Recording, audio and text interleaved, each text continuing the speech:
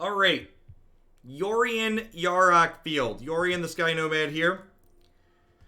4/5 flying companion. When it enters the battlefield, you exile any number of non-land permanents you own, then return those to the battlefield at the beginning of the next end step.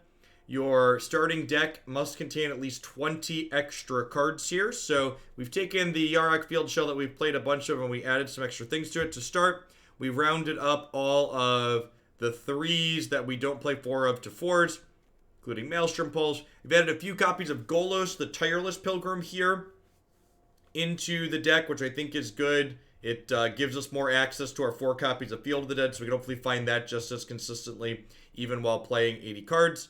We even have a couple copies of, we have some off-color Triomes here, and Ketria and Indatha Triome to occasionally activate Golos, the Tireless Pilgrim. And then we've got some Omen of the Seas here and Growth Spiral as kind of cards that are like filler filtering that allow us to kind of keep our deck more consistent and see the same cards we want to see every game.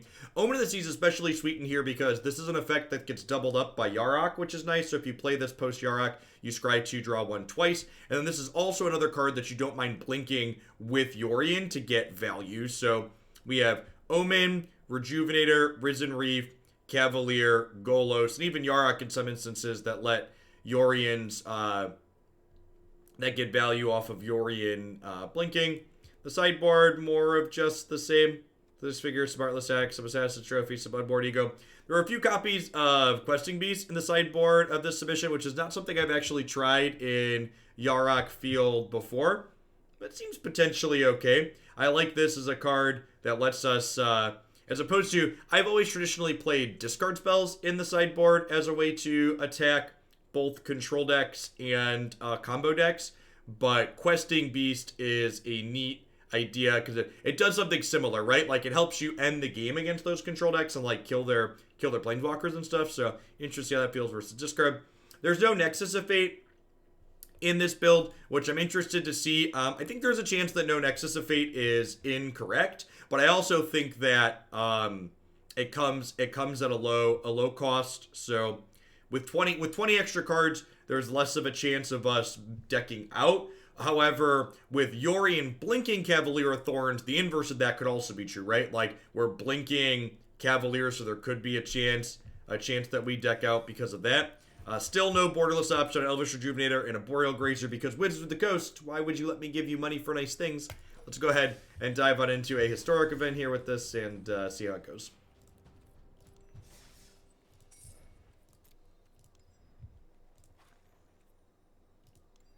Extra cards is 4 archive triggers. Yeah, I'll be interested to see if we feel the squeeze on not having the Nexus of Fate or not in this set.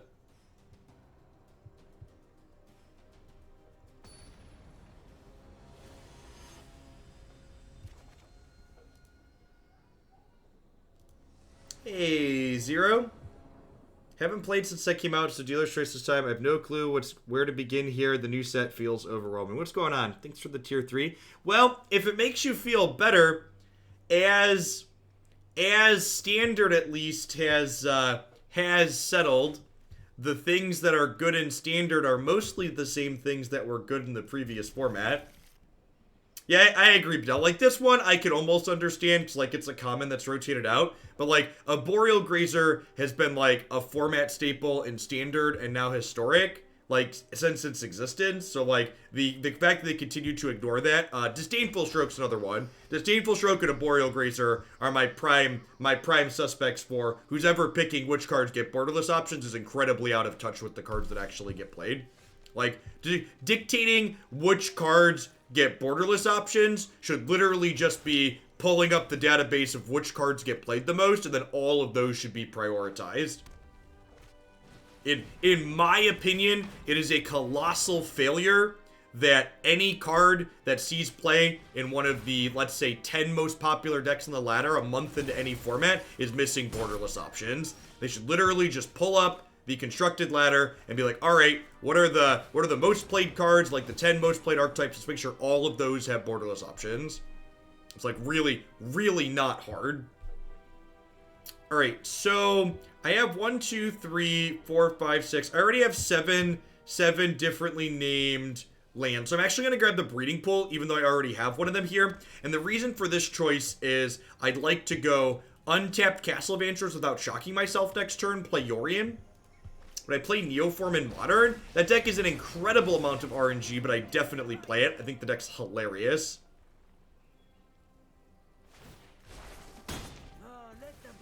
And this is, this play here from the opponent I actually really like. So remember, our companion is heads up here, so they've elected to Domri fight to kill my 1-1 because they don't want me to Yorion the 1-1. So I think that's a very heads up play on their part there.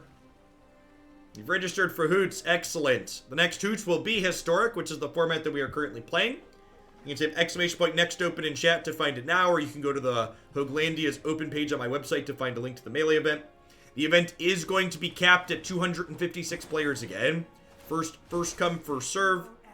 Again, only requirement is that you're currently subscribed to my channel. And that you're able to broadcast your matches to Discord upon request. We're number 75. Fantastic. Yeah, we had like 30 signups like almost instantly after I posted it the other day, so that was sweet. Am I supposed to kill Domri? I feel like the answer is no. I think I'm just supposed to play defense.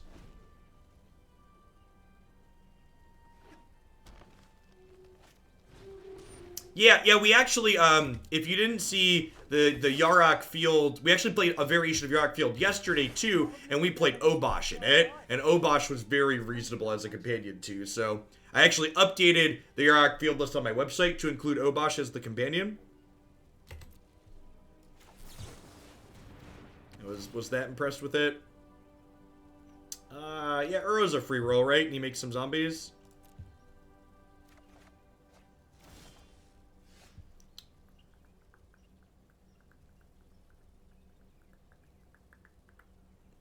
So I can go...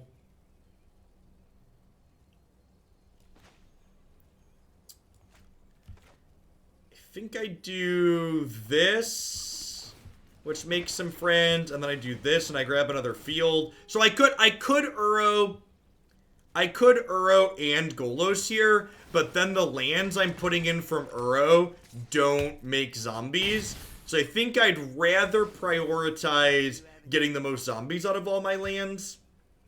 Like, I think the chance of us dying from this board state is, like, incredibly small. And this game is over at this point.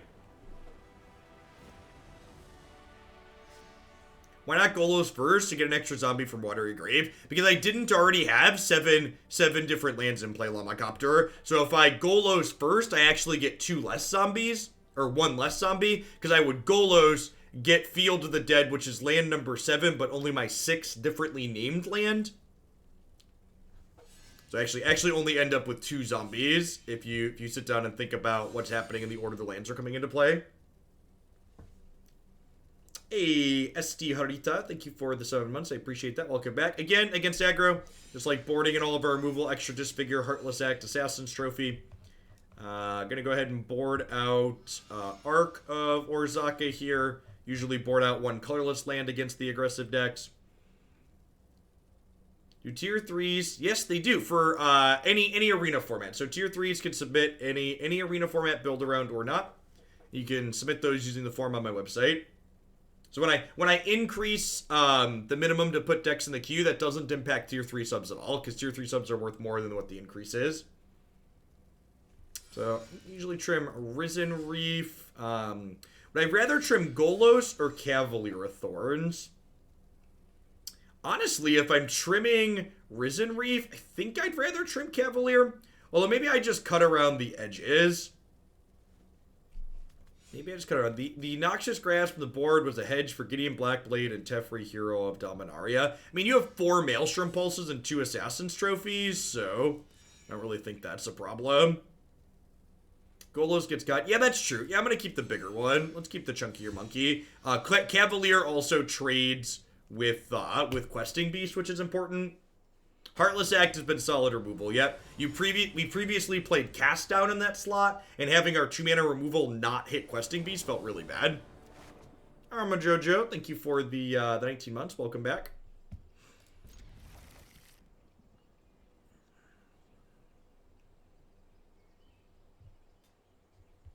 One thing that kind of rough to, like, I have to twist my brain a little bit to wrap around and remind myself of is that in a Sultai deck like this card is blue-blue.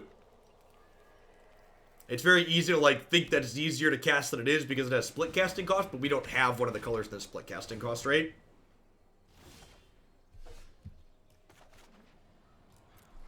Oh, I actually could have played this too, right? Because that was untapped. You like instant speed interaction, you love Pulse, though. Yeah, I mean, like, you just... Yeah, I don't know. Noxious Grasp was just super narrow. That's true. We have one land that makes white. That's fair. Shocking yourself, So's dominant, something like that. I'm just gonna go ahead and Heartless Hack this. Keeping their board small against their Embercleave deck is important. And there's a chance that, like, their 3-drop here could have been Spellbreaker, which would have... Spellbreaker wouldn't have been able to get killed by it anyways. I don't have a Field of the Dead yet, so let's grab that.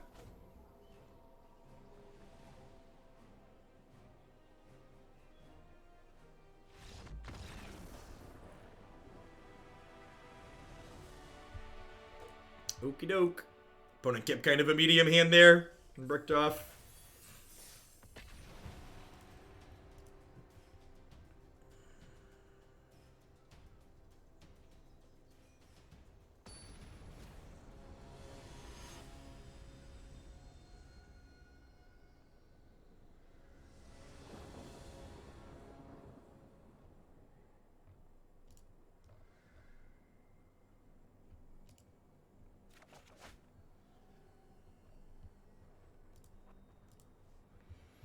This hand is so good if it had a green source. Pretty easy mulligan with that one.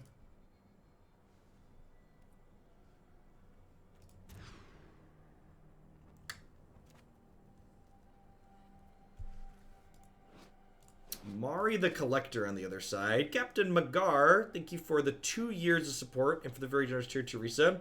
On my lunch break last night at work, I heard someone at a gas station say we handled the situation well. I told her people were being arrested when this started for fighting over toilet paper. We prepared for nothing.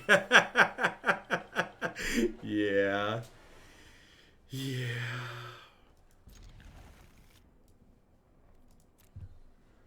This is a little bit of a speculative keep, but YOLO. Around the draw with the Scry. I don't know exactly what they're doing. I feel like the Collector is likely to be an all-creature deck, but we'll see. We'll see. Bottom the Yarok and keep 6 lands, you coward. Oh, chat. Sounds good, Magar. Will do. I appreciate it.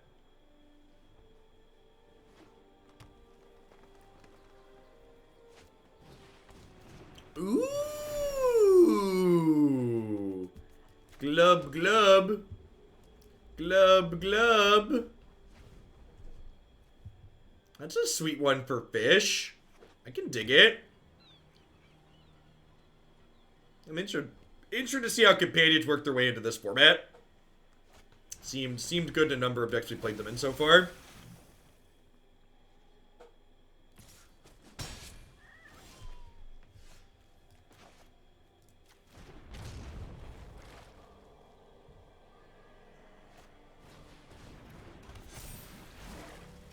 Yeah, this is, we're probably dead here. I need to draw like a 3-mana Accelerant this turn to have a chance, I think. Well, we're halfway there. Oh, living on a prayer. Take my hand, we'll make it, I swear. Do do do do do do do do do do do. Everything's gonna be alright. We're not out of the woods yet, right? Like, we're going to 7 here. I need to shock to 5. Wait, they didn't play a thing? Oh, they're gonna, like, end step Tricky Dick me, aren't they? Alright, so if they're planning to Tricky Dick me, do I just, like, Risen Reef plus Grazer here? I'm dead to Tricky Dick regardless, right? So it could be a Frilled Mystic? It could be a Frilled Mystic, you're right. They're all creatures. Maybe they're playing that as a little bit of interaction. If I shock in the land and if I shock in the land and they have nothing, I am alive, and Yarok has a lot of upside. I think that's the play. I think I'm just gonna go ahead and do this. Like, I'm dead to Frilled Mystic, I'm dead to Tricky Dick regardless. Let's just, like, play some Stranger Things here.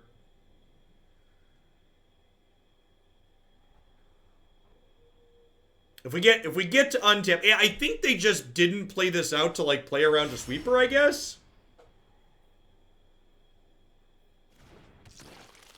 So really want to draw any land that we don't already have. If we draw any land that we don't already have, this game should be over. It's another Yarok. Alright, so if I Golos, I get 2 lands, and that's probably the best line.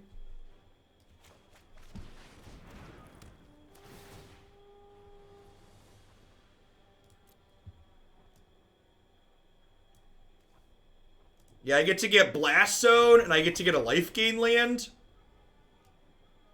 I think I put 1 or 2 of those in here, right? Yeah, I did. Don't undervalue the life gain lands, chat. They are wonderful.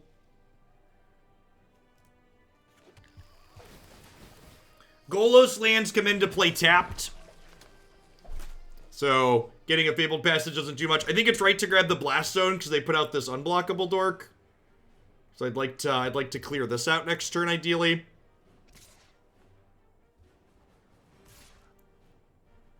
Excuse me?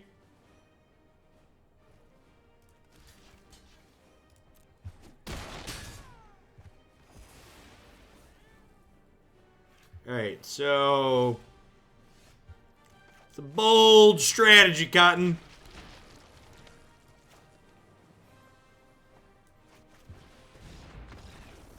Alright. Yeah, they had a window that game, and it closed very quickly. And that's often how this deck feels against aggro. They have like a 1-turn window where, like, if they have the best possibles, they can get you. But if they don't have the best possibles in that window, you usually win the game. And I think against Merfolk, I'd rather have Golos than Cavalier. Getting a specific land seems better than getting, like, a random land out of the top 5. And again, very similar board plan to the Girl deck we just played against.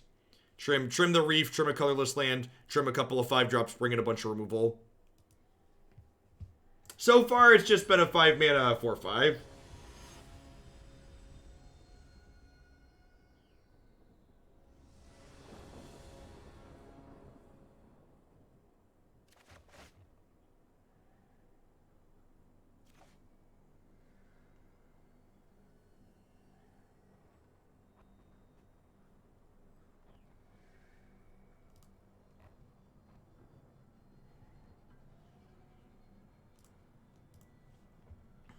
This is probably fine, right? It really wants an untapped land. We're on the draw with a Scry, though. Hopefully we can find them.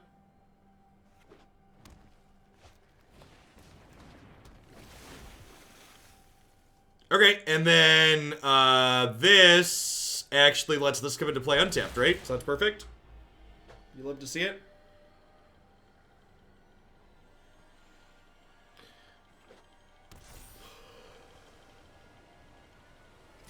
Oh, I missed it. Should I put the next open command in the stream title? Do people find that useful when I do things like that? Or is that just clutter? When you're a viewer who comes in, is it useful for the day or two after I put signups up to put it in the stream title? Useful?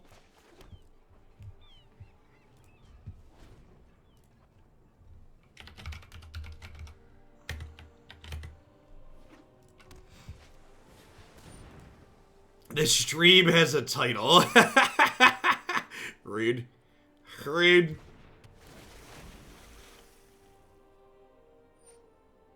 Oh, they did board out their companion. That's a really good observation.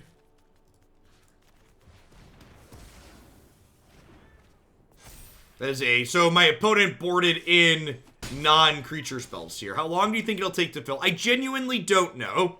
I also don't know that we're necessarily guaranteed to fill. Hype around Magic sets is definitely highest rated as set release. But I also think like 256 players isn't that many. Like 256 players is like less than 10% of my sub count. But I also know like there's a lot of subs that like aren't interested in playing tournaments. So it's tough. It's tough to say. I think 256 is gonna be our cap though. Even looking forward, just because if you add a 257th player, it actually it adds 2 rounds to a double elimination tournament. Yeah, it's hard for some people in time zones. Some people work weekends, etc.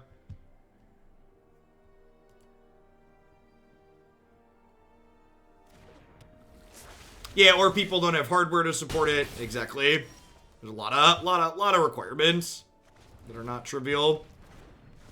I'd be happy if we keep filling 256. One thing we are going to do, and I talked to Christy about this last night, is that if we do fill at 256 players consistently, yes, yeah, if we did decide we wanted to do more, you get up to 512 with 13 rounds. But yeah. One thing we are going to do, if these events do cap consistently, is we are going to start keeping a list of people who sign up but then don't play. Is going to be, yeah, we're probably going to implement some kind of wait list at some point. Melee said they're going to have a wait list at some point. Of course, you can find wonderful historic decks up on my website, as with most arena formats. Yeah, and there's that too. Like I said, I'd kind of be surprised if we always fill, but if we do, chances we split into 2 days, probably low. I don't know. We'd have to fill. I think to consider entertaining a 2-day event, we would have to fill every tournament for the rest of the year. If we cap every month 9 months in a row at 256, I'll consider doing things to allow more players in, like expanding to multiple days. But if we're not capping every event, I feel like that's an unnecessary change. This could get disdainful stroked here. They did board in non-creature cards. Aether Gush, sure. I think I'm actually gonna bottom this since I have another one in my hand.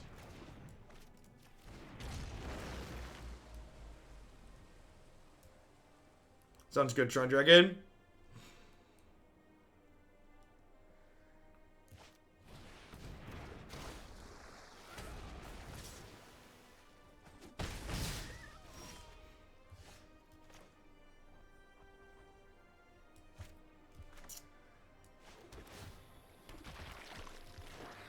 If we find an untapped land here, we can play Rejuvenator this turn, which is great.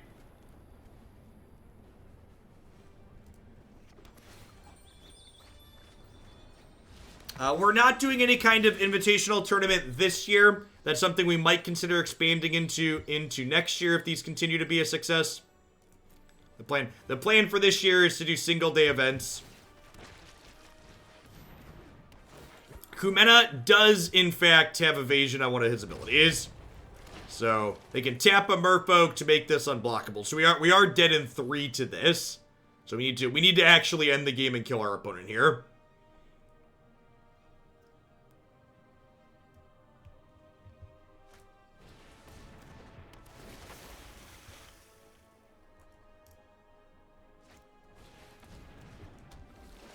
You volunteer to help out with opens. Well, I don't currently have a good way offhand in which I can have people help out. We're going to try and figure out things that people could do with regards to that, I think, at some point.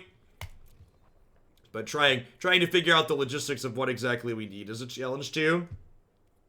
Well, I think they just want to just make their Merfolk bigger here, right? Am I attacking with this? They like double block, they like triple block and pump. Probably not. I think I'm just gonna do this turn.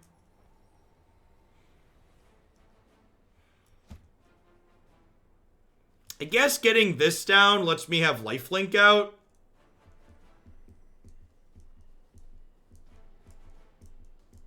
I mean, I don't have 10 mana regardless, so it's not really punishing. Also, I have triple blue, right? This is blue, this is blue, this is blue. I have triple blue. I just don't have 10 mana.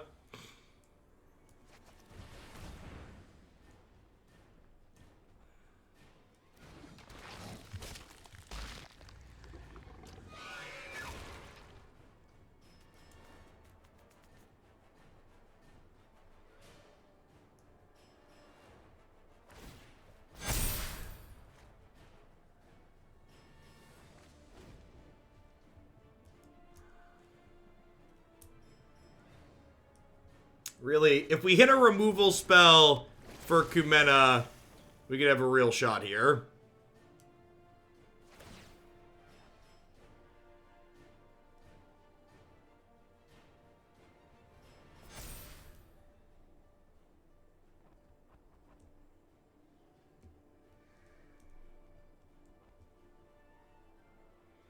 You thinking about attacking with everything here? Forces some blocks.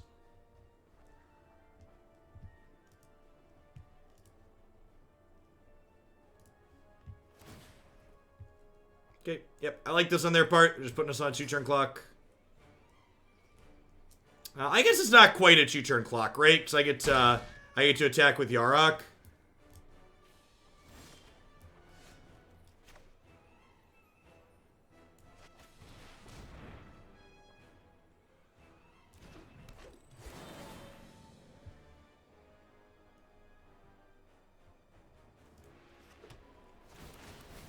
I'm doing pretty well, Sphinx.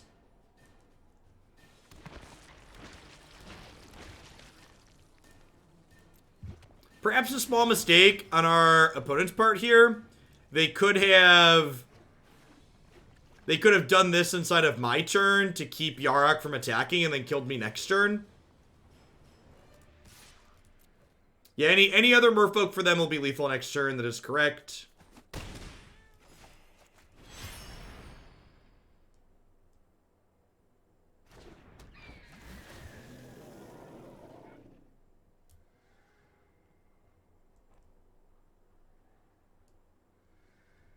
Now, that being said, I get, yeah, again, the original submission of this deck had cut the life gain lands.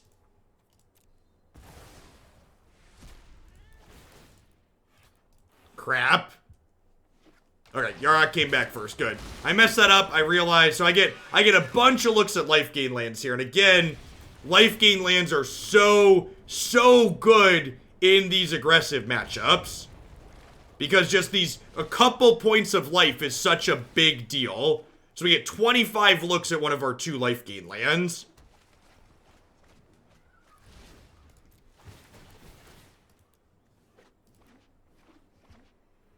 Yeah, I know I don't need to exile it separately. I forgot to click on it with the first trigger. I know how magic works.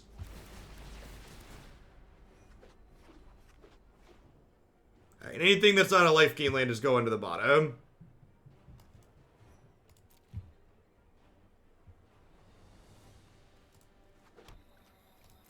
Great. 10 more looks.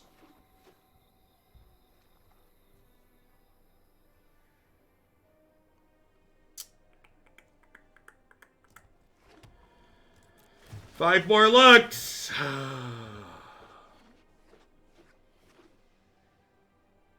We were so close. We were so close. I'm excited to see it with the scry here.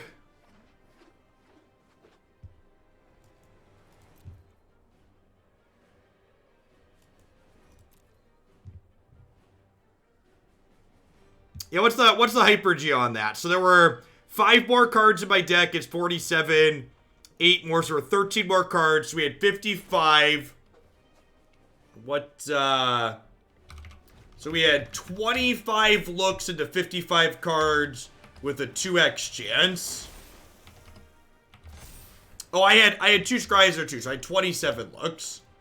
We were 75% to find a life gain land there. 75% to find a life gain land there. Oh, I guess it didn't matter, huh? It didn't matter because they had double merfolk? That's fine. Yeah, I mean, like, missing 1 in 4 is, like, pretty high.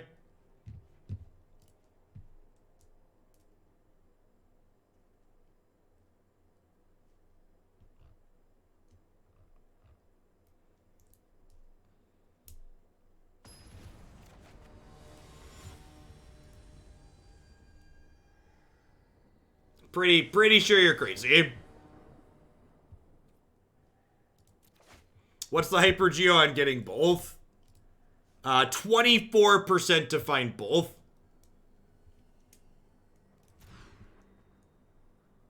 That seems pretty good. How greedy is it to bottom a land tier? Appropriately greedy? I'm gonna go with appropriately greedy.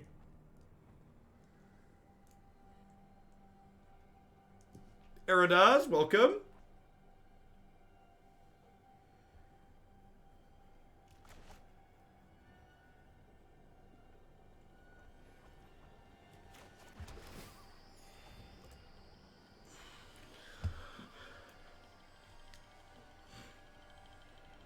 Watch the historic Marty Cuban videos and tried it out. Looking great. Put some shocks to the sideboard and helped a lot in the mirror. Yeah, it's shock is great against any creature decks for sure. Hi, Onam. Thanks for the brand new Prime support. Welcome to Glendia. Hope you're having a good one wherever you're at. Rewarded for being greedy. Love to see it. Any update on the Godzilla costumes? Oh, yeah, I should, I'm gonna make a note to get those out. I believe we have all of them, and they've sat in the garage through their quarantine process.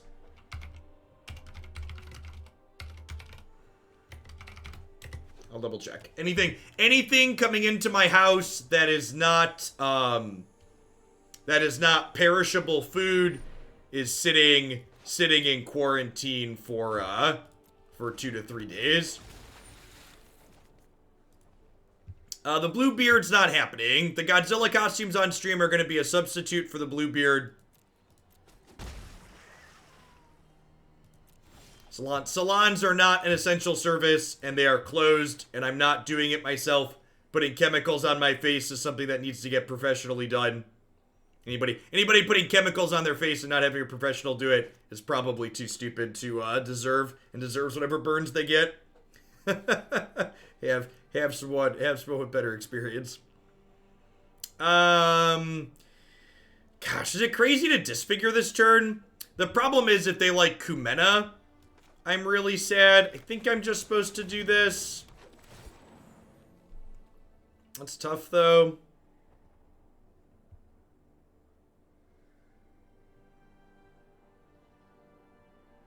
Come to Texas and get it done Friday. We're apparently COVID-free here. Yep.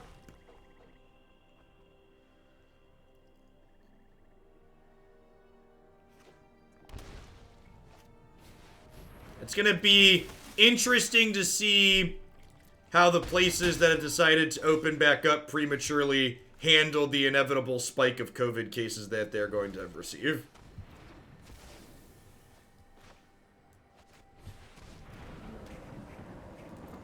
I don't know, -3 card.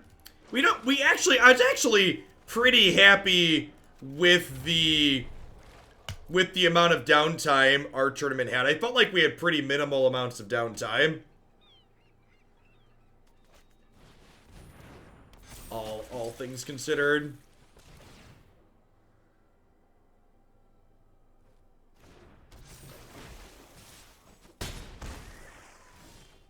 Yeah, stay safe out there if you're in one of those states that's opening up prematurely.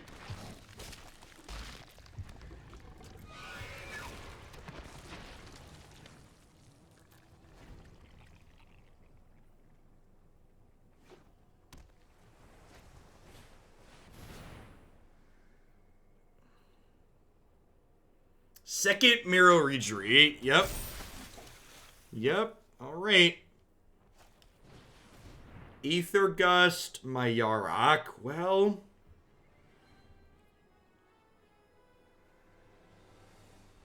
yeah, I think I want that, right?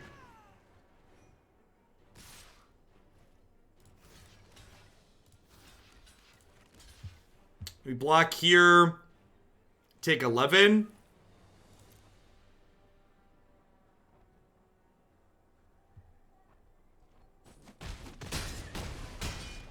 So, a lot of, what you need to understand is, a lot of the states that are trying to open up early are opening in large part because when they're forcing people to stay closed, they have to pay out extra unemployment benefits.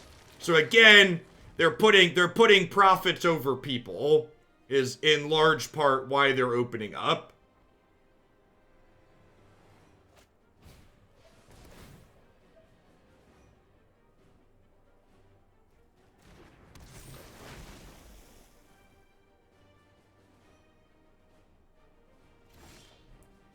Yeah, if you choose to close, you don't get the insurance payout. Is basically the TLDR.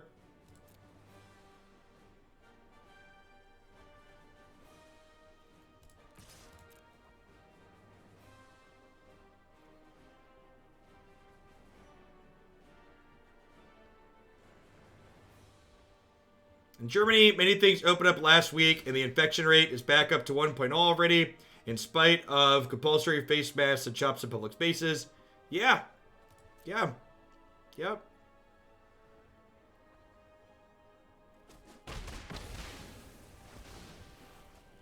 Correct.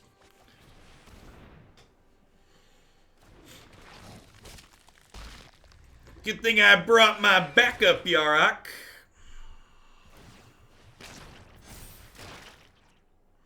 To gain a little bit of life, kill a couple of the creatures, pretty good exchange for us. And this is the part of the game where the field deck really shines. We get to like not have dead draws in our deck, which is great.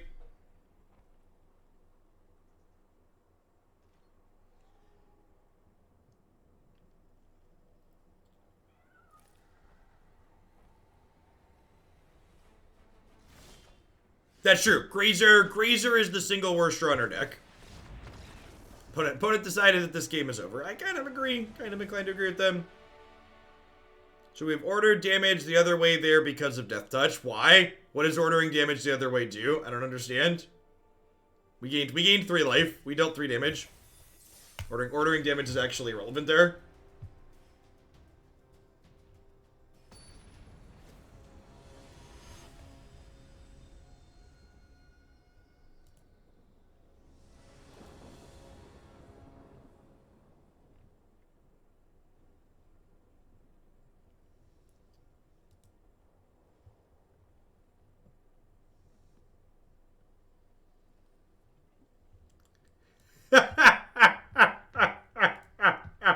Oh, I'm gonna have to save this meme. This is a quality meme. This is never before has something resonated with me like that one. That's good. That's good. That one. You love to see it, chat.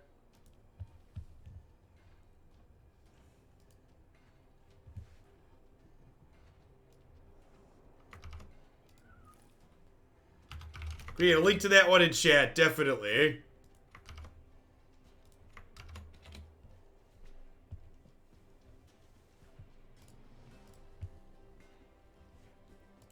Variance is a feature, chat.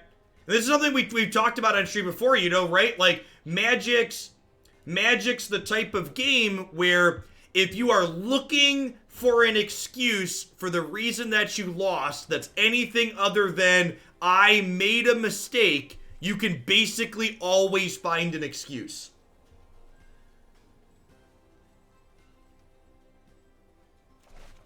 I feel attacked, right?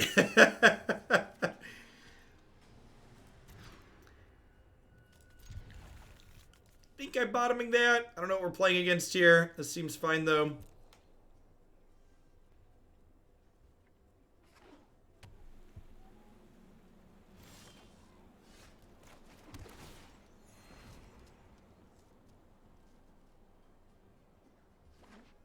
My Jund opponent said he flooded out.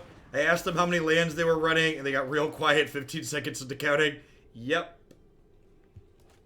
Alright, looks like Kisis combo here. I'm glad this deck is picking up. I think this archetype is very good. This is our second time playing it in 2 days. I think this is one of the decks that's underplayed in the format right now compared to how strong it feels.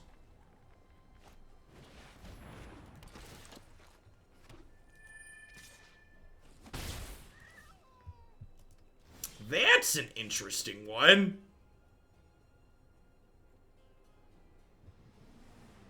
Alright, what am I doing here? So... I don't think it's Maelstrom Pulse. The question is, do I Risen Reef or do I Uro? Reef doesn't guarantee the acceleration, but I think that's fine. I think I'd like to get this down. Ding, ding, ding.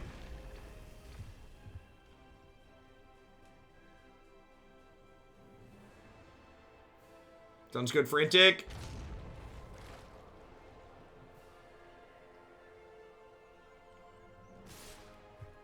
See people in chat noting the next open is up for signups. That event will again be limited to the first 256 players that are able to join. So if you're interested in playing and you have that date free, you want to sign up on Melee sooner rather than later.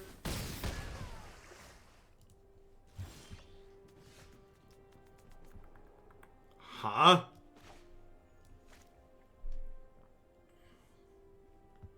I think I want to just Yorion here.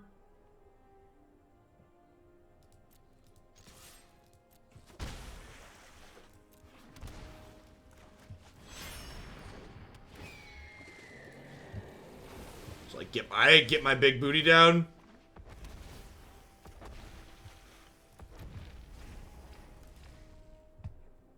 They're still pretty far off of this doing anything. Their graveyard's got nothing in it for the time being. He says before his opponent plays Double Diligent Excavator and kills him.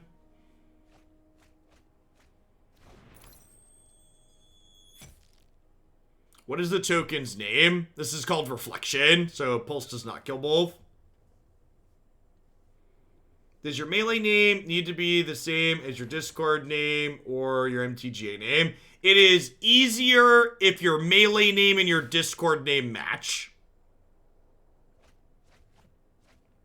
Ideally, you should have your Twitch, Melee, and Discord name be the same. I don't really care what your arena name is. But for purposes of figuring out who you are during the event, it is easier for us if those three things are the same. And for reference, you can change your Discord display name for one particular server. So if you want to make your Discord name match your Twitch sub name, it's very easy to do that just for the Hoaglandia server.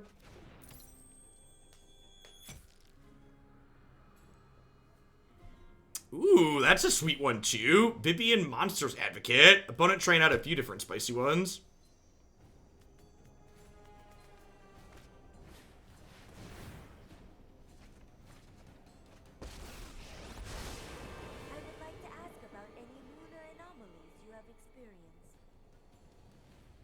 Discord is great. You can set your nickname for just a particular server. The MTGA name I don't care about.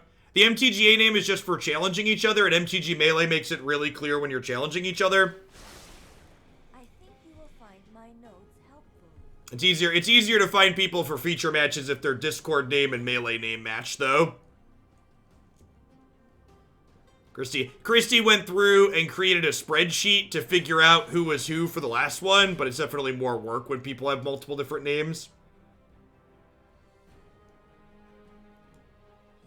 Yeah, like, I understand having an internet alias. Like, not everybody wants to use their actual name everywhere, but can y'all just, like, pick the same internet alias and use it everywhere?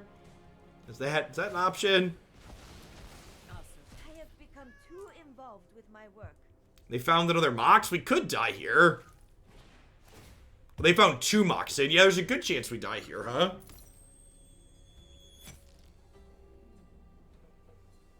The problem is when it's taken everywhere. Add some random numbers to the end of it. Come on now, this isn't hard. This isn't hard.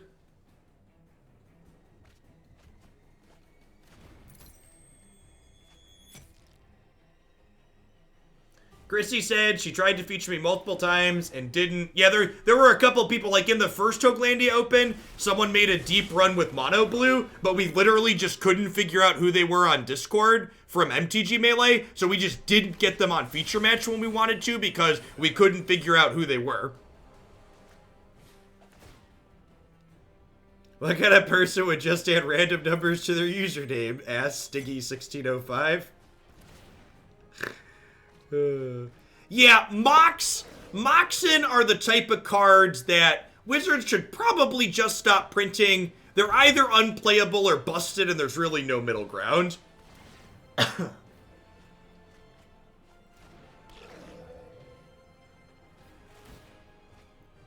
On your Melee profile, you have the option to display your username rather than your full name. Nice. Whoa! That's a lot of sub-gifties. Nabahe, good morning. Happy Wednesday to you.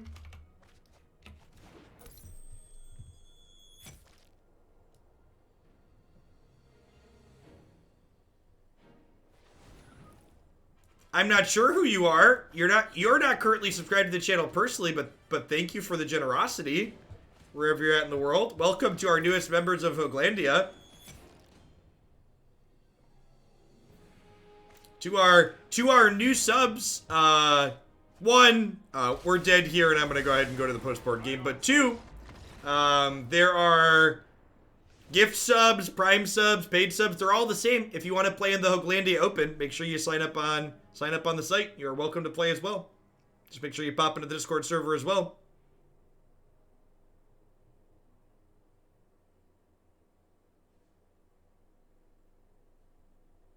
Frantic Reverend gifted a tier 2 sub to Dabahe. Fitting. Well, thank you, gift sub Santa Claus. Christmas come early. Alright, what are we doing here? We're playing against Kisa's combo. We're gonna cut some Disfigure. I've been hearing great things about your hoots. It was a great idea, and you continue to create a cult, community around you, and that's why I keep coming back. Thanks, Justin. Alright, so I think Heartless Act and Trophy are good here. Unmoored Ego is also good. Maelstrom Pulse is fine. You want to keep their, the Mildork off the table, Excavator, as well as Kisis, if applicable. This is, again, another matchup where Heartless Act is a big upgrade over Cast Down, which is nice. What are we trimming here? Ark's probably not very good.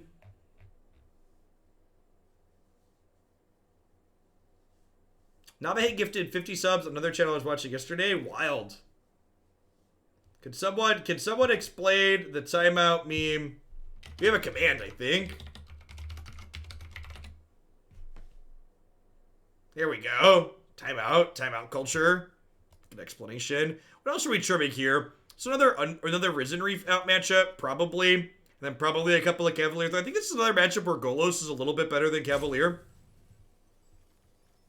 Someone asked about Questing Beast. Questing Beast might actually be okay here. Like, hitting their Planeswalkers doesn't seem unappealing. Let's try that, actually. It also just, like, runs them down. Yeah, like, I like the idea of Questing Beast. Yeah, Questing Beast seems like interesting technology.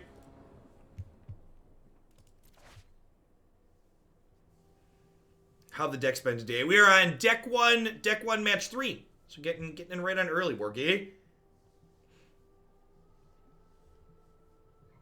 We are not playing the cycling deck today. As always, you can see all the decks we have coming up later in the stream title. I think I'm gonna mulligan this. Am I? Let's try it. This plays a turn 3 Rejuvenator, which potentially gets to go into Yorion. It is Jeskai Day for Standard. Yep. It is in fact Jeskai Day for Standard.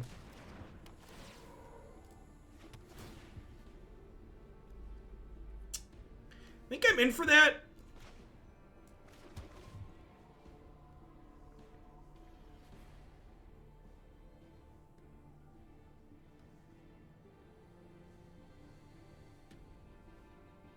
Yeah, I think Runeterra is having a set release. If not right away, then sometime soon. I think I'm supposed to Rejuvenator this turn. We could get punished for not Heartless acting this Excavator, though. Their set release was yesterday. Okay, that makes sense. I want to grab an extra blue source here, because this takes double blue.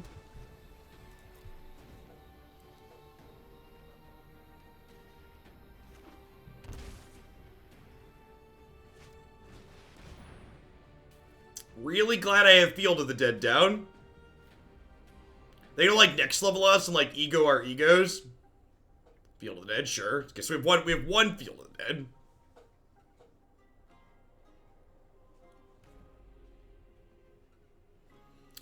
I've heard reasonable things about the core Legends of Runeterra gameplay. Yeah, I don't know about. I'm not really a huge fan of Riot as a company personally, though. And shallow card pulls aren't really my thing. Plus, like, you know, magic takes a lot of my time. My last match last night, so I was using the Cycle deck, but they never got Fox against my Girl Tribal.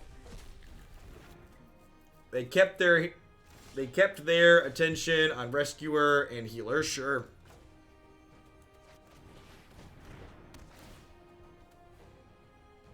Yarok and Uro.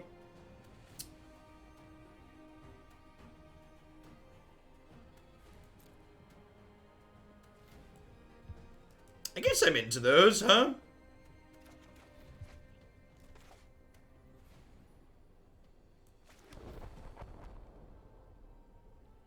I think I just killed the Excavator this turn.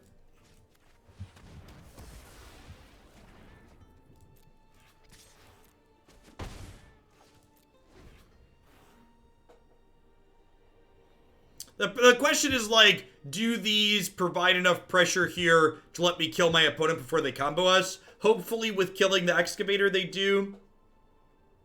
We'll see, though.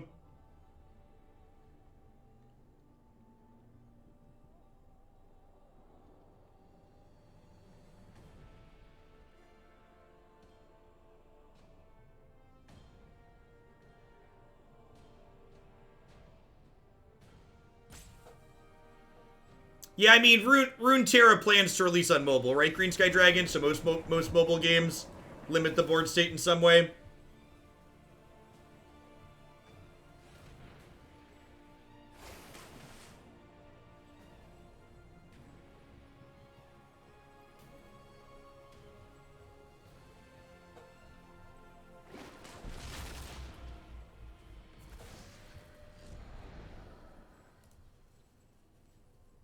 Man, I posted a joke Twitter poll this morning asking if cottage cheese was considered breakfast food, and apparently I didn't realize that the internet feels really hostilely towards... The internet is really hostile towards the idea of cottage cheese in general, apparently. I was not aware, chat. I was unaware of the general hostility the internet apparently feels towards cottage cheese.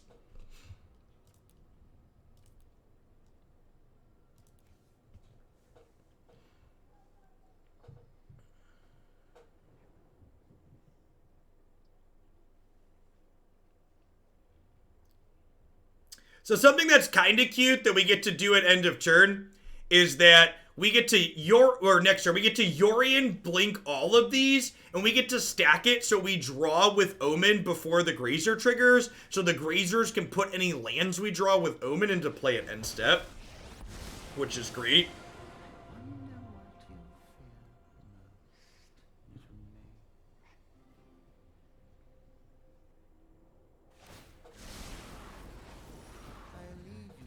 Ashiok, really powerful card in the opponent's archetype.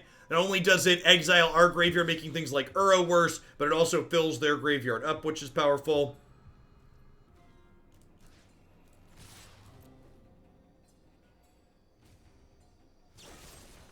Noxious Grasp. Yep, that's unfortunate. Huh. I think I just Yorion still, so I can kill So I can kill their Ashiok next turn. I think I want to save the Maelstrom Pulse for after they escape their Uro.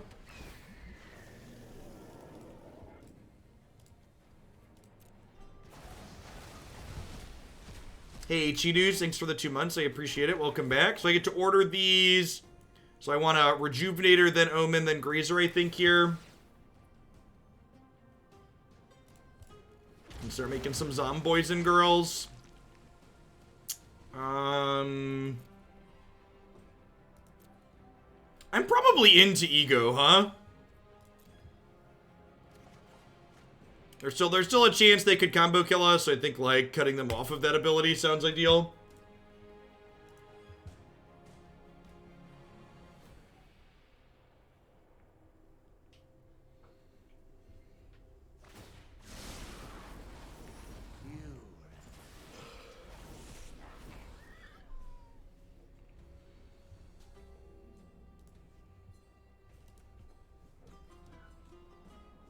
They've got plenty of stuff in their graveyard. Yawgmoth's Vile Offering. They have some hot fun-ofs in their deck.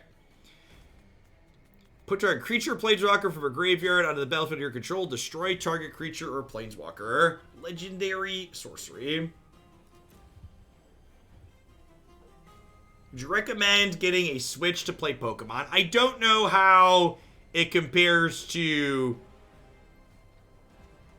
Pokemon Ruby, because I never played Pokemon Ruby, but I've been enjoying Pokemon Sword in the time I've had to play it. The Ron Hawk, thanks for the 4 months, I appreciate it. Welcome back.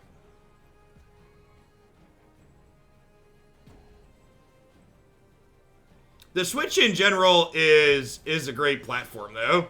Wait, did they just time out? Well, that's super awkward for them. Well, now I think I'm gonna Maelstrom Pulse this, and then I'm gonna ego their Uros.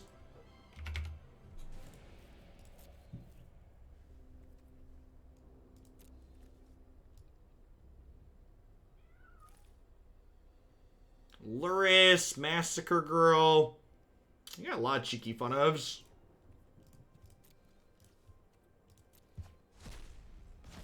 Ashiok does not stop Ego. It stops you from searching your own library. Oh, I should have checked how many basics they had. Good call. I always forget to do that.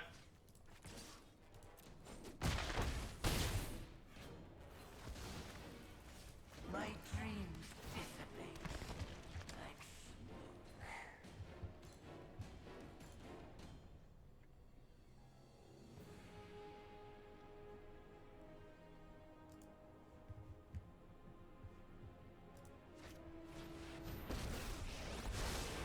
I would like to test a new hypothesis with you.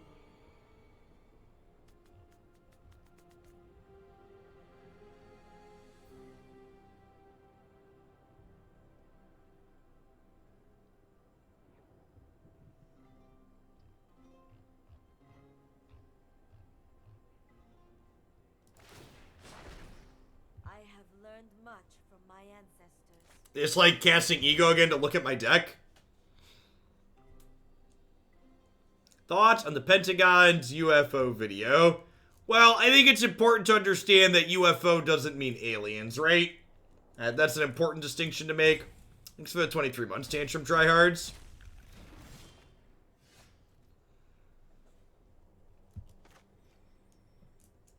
Yeah, you can't currently get a Switch other than the light, unless you want to pay a ton of extra money past retail.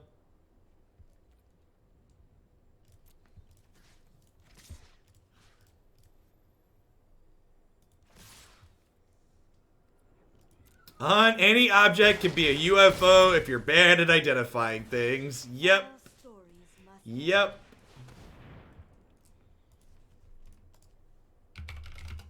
Ain't that the truth?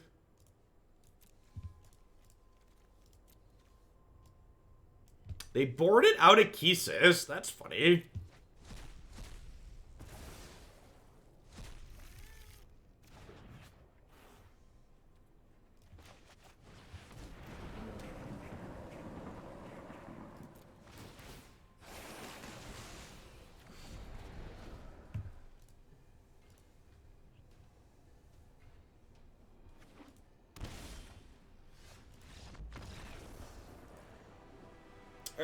Game 3. Remember, the one where you're on the play is always the easy game, right? So I gotta try and pick one up on the draw here.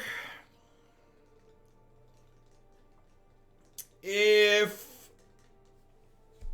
they're egoing us, I think I'd rather have Cavalier than Golos. Can someone tell the aliens not to come over? We're supposed to be self-isolating. If you played any of the historic decks on your website with Ikoria changes. I don't remember. I don't know. I mean, you could check that, Jerry. You could check, like, there's a YouTube playlist on every one of those pages. And you can see what the date of the last time we played it was by looking at the YouTube videos. I did give them all a once-over, and I think I made the easy upgrades that were obvious.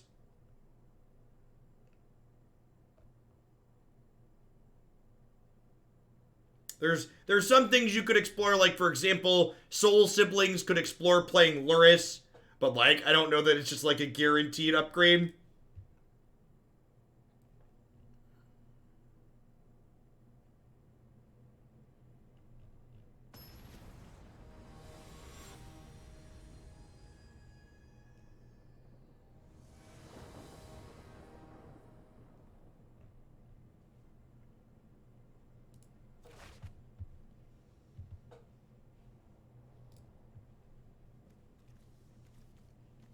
Luris Breach. Luris Breach isn't on my site, Beansy. We only played it once. Usually for the non-rotating formats, I wait to play a deck twice before putting it up on the site, just so I can make sure the first time we played it, it wasn't a fluke. I think we're supposed to keep this. It's got some good interaction in it. Double Grazer, only 2 lands. That really feels bad, though.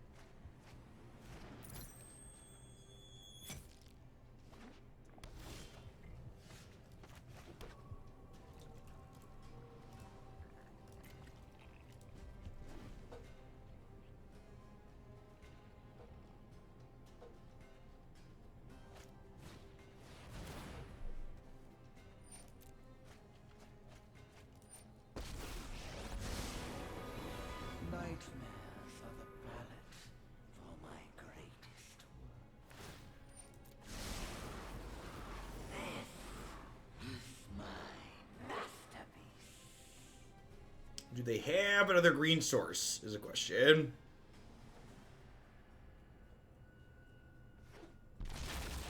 They do. Yikes.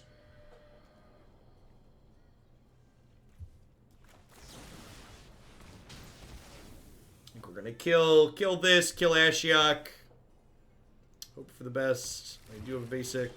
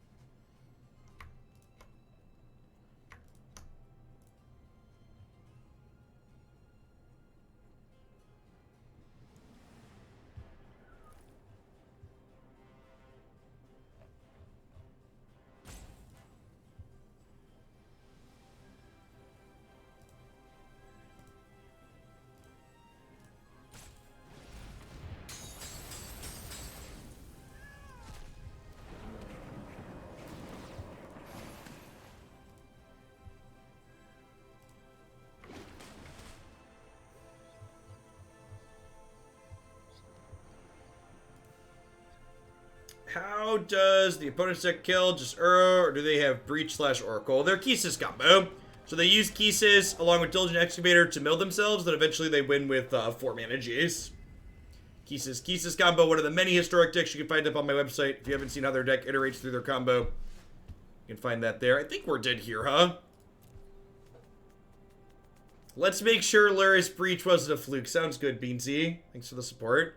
Yeah, I think we're pretty dead here. My hand was just a little bit too slow on the draw. Probably should have mulliganed with only 2 lands.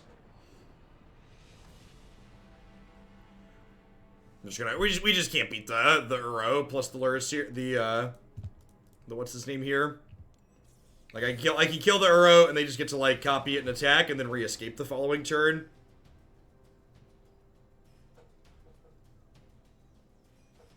Which is, again, one of the reasons why I think the Kisa's deck is so strong is because, like, even when you can attack their combo axis, like, the Uro backup plan is, like, really real. And Uro, like, doesn't really disrupt your main backup plan.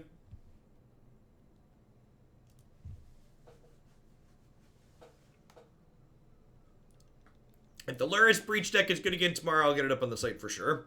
I appreciate the support, Beansy. The scene's great. 1, 2, 3... It's just curvamentary. What could it be? This might even be like 1, 2, escape on 1, 2, 3, escape on 4. Lazav, whatever his name is.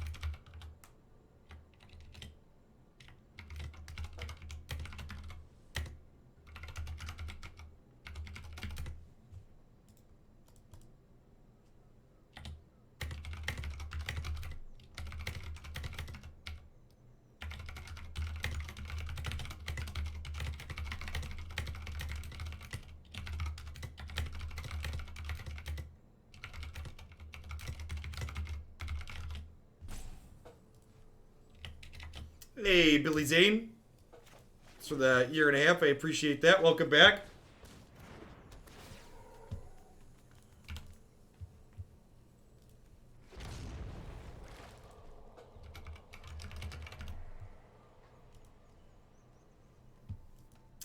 Hand's pretty good against mono red, all things considered. Grazer and Disfigure are just like your single best things you could be doing against mono red. Just like super interested to always have them on one.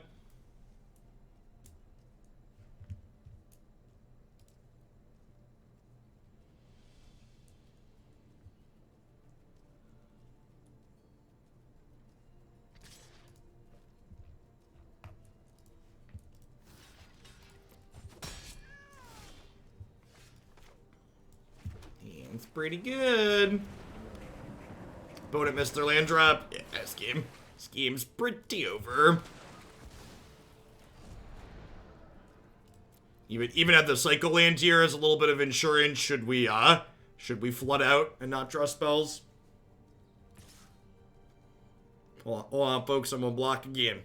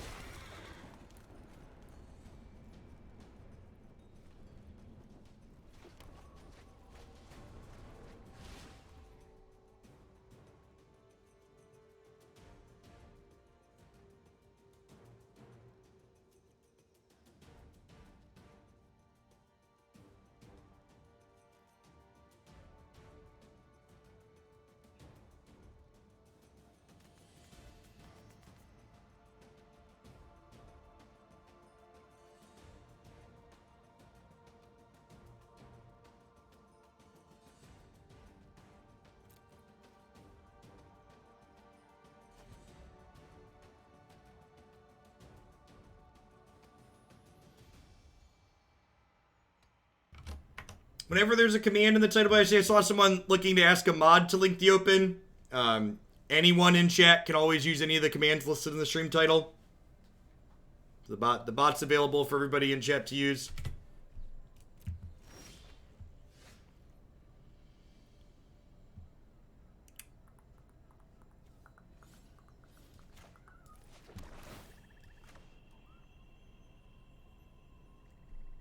Just casual turn 4 fields online, no big.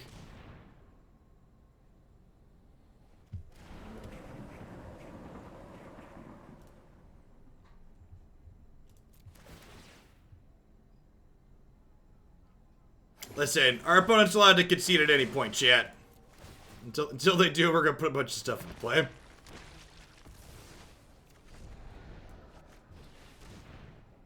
Field of Ruin actually does not destroy basic, so we cannot field them.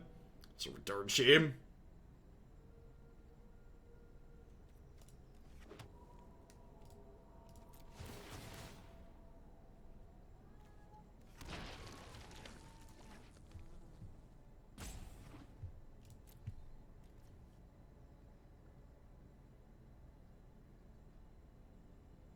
This is why we need agent main board so we can steal their Lone Mountain. Just let them have it.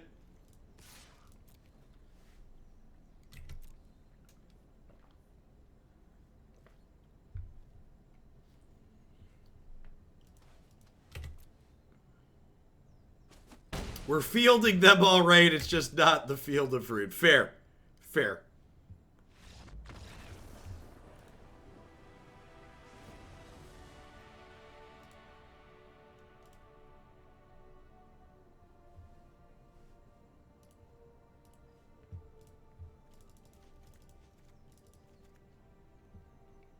Alright, again, Risen Reef out.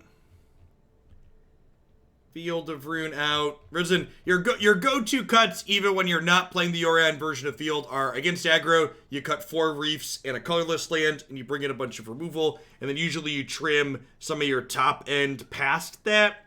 Would I rather trim Golos or Cavalier in this matchup? And basically that question here in this build comes down to, would I rather have a slightly larger body, or would I rather have guaranteed access to Field of the Dead? I actually think the utility is probably a little bit more valuable here. The 5-6 versus 3-5 is kind of a wash, I think. How much to cut Breach into today? My wallet is wondering.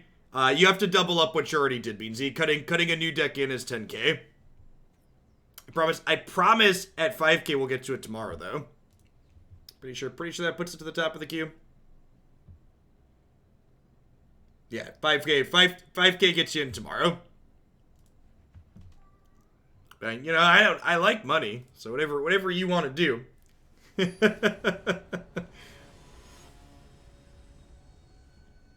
I like money. Christy and I have been entertaining the idea of getting the kids a playground set up for the backyard. We talked about that on stream one time before too. There's a lot of different options there, but some of those things get really expensive. Need to figure out exactly what we want to get, what we want to spend.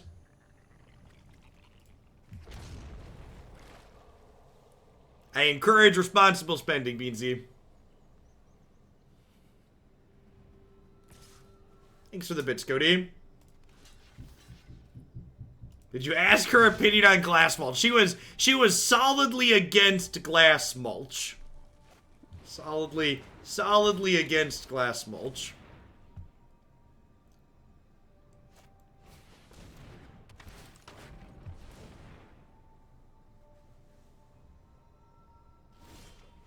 I think my kids would use it a reasonable amount, and especially because, like, I don't think we're gonna be going to the parks anytime soon with the current state of the world.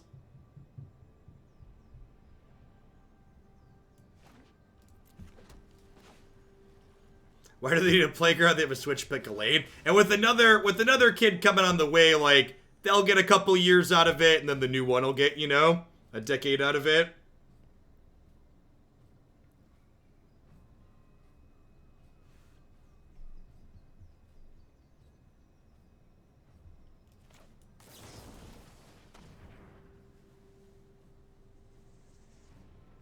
I want to disfigure. You know, I probably should have disfigured this on my turn. Because we could get Wizard's Lightninged.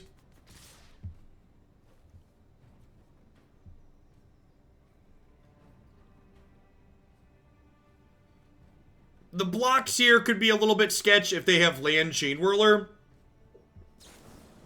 Yeah. Okay, no Chain Whirler. Hey, Surf the Waves. I appreciate the Prime support. Welcome back. Thanks for keeping me around. Oh, feel the pulse, chat. Feel the pulse. I, again, just have to say, favorite historic anthology card added to date. Excited to see what HA3 brings.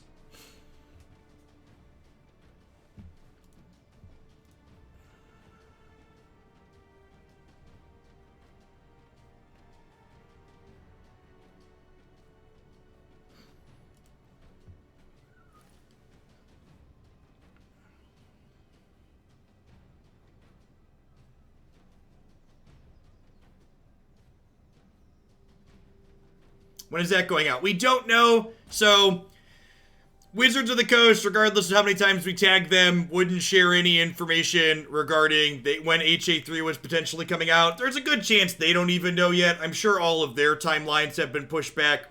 And Christie's due date is like June 22nd. So, like, she could realistically pop anytime like late May, early June.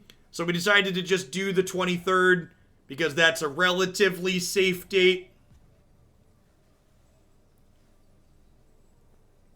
I think even if we found out it was coming out like between the 23rd and the 30th, scheduling an event for the 30th when she's due on the 22nd is probably loose.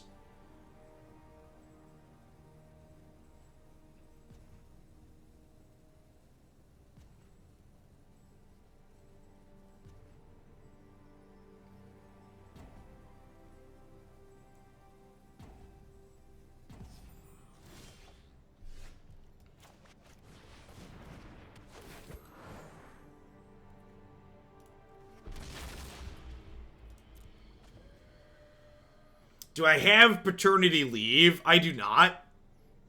My job offers me as much unpaid leave as I'd like though, so I'm gonna take some unpaid leave when she does get here. My current plan is to take a week off, and then exactly how much more than that'll be dictated by how Christie's recovery goes. So, well, we'll see. If her recovery goes well and she feels up to it, I'll probably come back a couple days a week after a week, but it'll all be up in the air until it actually happens.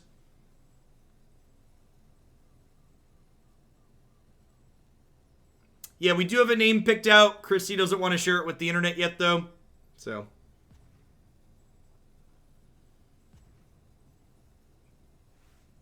It's not a magic-related name.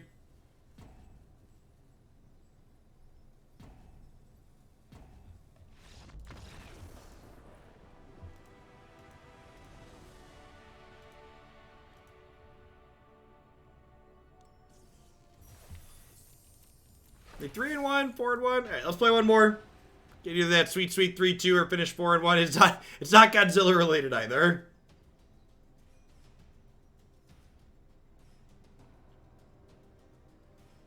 Would it be viable to do YouTube only content for a little bit? Maybe.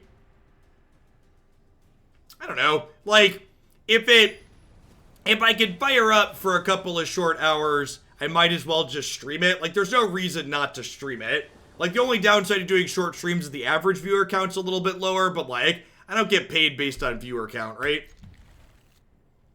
Dan, I ended up turning off your beta box. It just wasn't on this morning again, so it's back to whatever the old one was. I did the part and then switched the command over. Bob the Mighty One, thanks for the 9 months. And I ended up updating a couple of commands in the old bot already.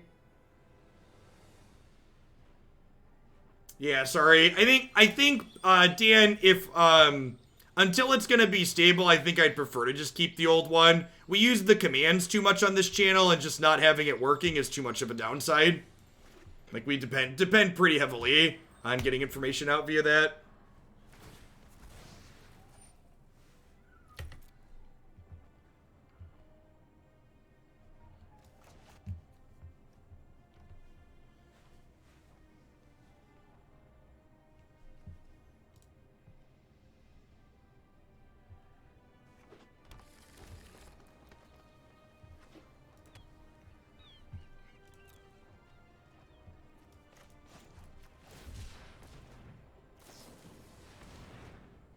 Probably Nexus. I guess it could be a ramp deck too. Could be a field mirror of some sort as well, I suppose.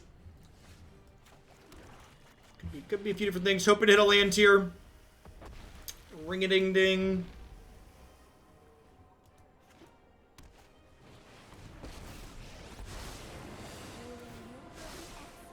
Red's pretty prohibitive in the mana base Lurking Blade. Confirm Nexus of Fate from the opponent.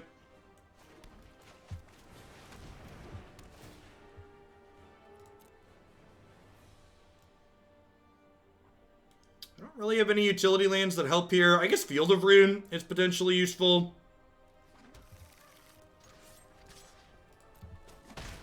Do not harm my scrolls. Did you open your connections tab and hit join, Uncle Jeff? I noted this somewhere. Is the thing you need to do. And the other key is you need to make sure you're using Discord from the desktop. You have to join the server initially using the desktop version of Discord. Once you're in, you can access it from mobile, but you can't join initially from mobile. Yeah, Blaststone Killing Reclamation is, like, pretty slow.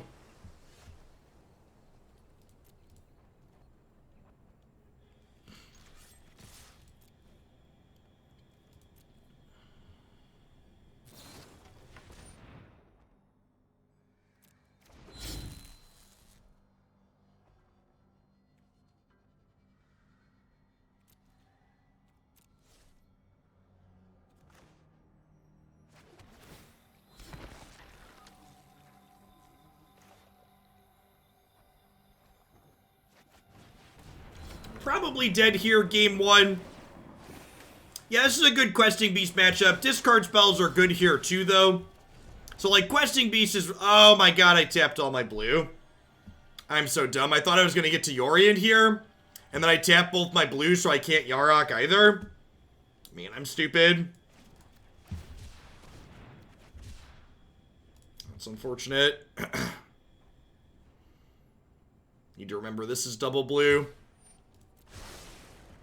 Good chance we don't get another turn here.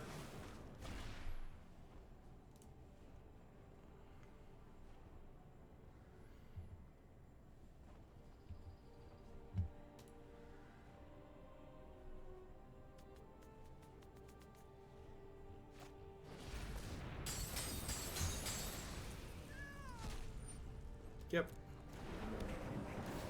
When's the ladder season over? Tomorrow, I believe. Usually it's the last day of the month. Uro, incredibly powerful here, as always.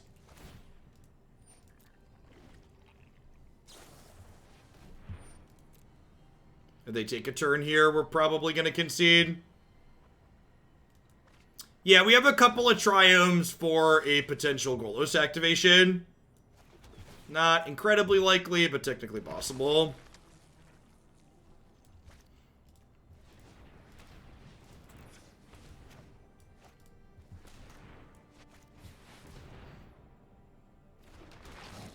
What's a quick laddering deck, chat? Red-white cycling. Things I'd like to see in the next historic anthology. Battle of Wits and Maze's End. 4 mana Kaya. Battle of Wits, Maze's End, 4 mana Kaya. Garrick Relentless.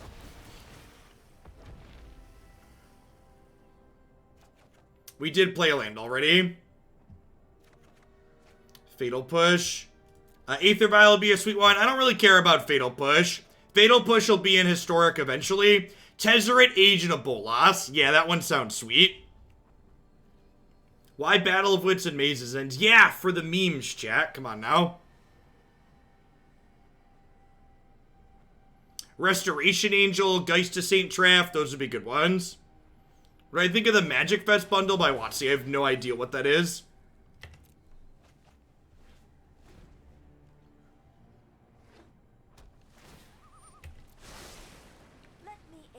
I hope they prioritize putting cards in the historic anthologies that aren't in Pioneer, because eventually we're getting all of Pioneer anyways, so I hope they prioritize putting things in there that we wouldn't otherwise be getting. It's So I'm not actually going to kill this, because if I kill it, they get to escape it and draw another card. I'd rather they didn't get to do that.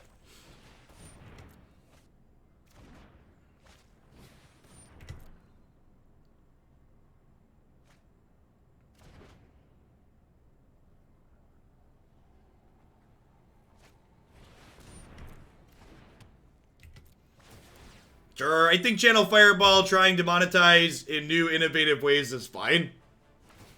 Companies are going to survive by innovating in the current times that we are living. So I think innovations like the GP bundle or whatever that Channel Fireball's selling, that seems fine. Selling playmats and stuff they probably already had produced, that's just smart business.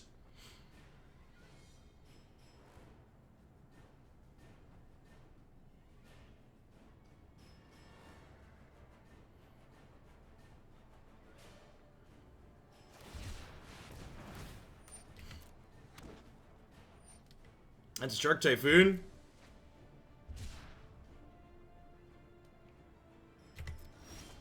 Oh, you totally will be able to play Night Retreat, won't you? I'll be sick.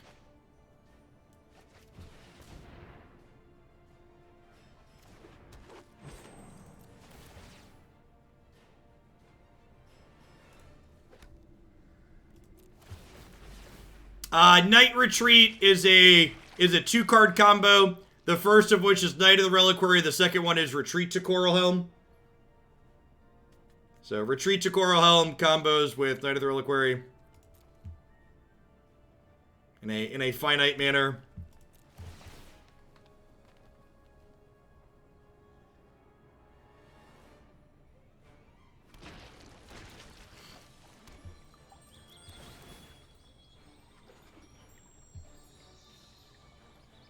Hey, thank you for the 24 months of support. Eggs are good. I appreciate that. Welcome back.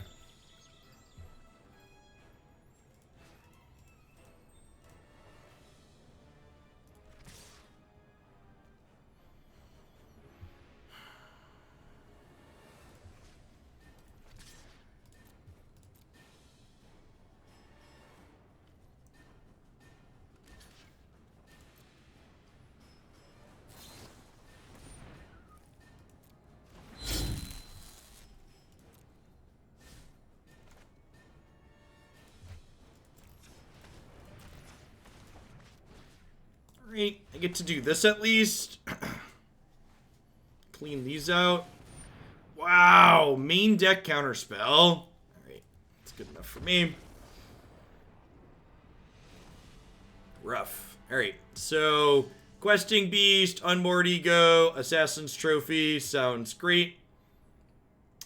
Cavalier of Thorns, the body's not super relevant here. I want Risen Reef to churn through cards. Disfigure's obviously not great. Ark's a little slow. Need 2 more trims here. Honestly, Yarok's probably not super necessary. Would I rather have Cavalier than Yarok? I kind of think I would. Hey, Yaku, thanks for the generous tier 2. I appreciate that. Welcome back. Are Signets too powerful for Shark? Probably not.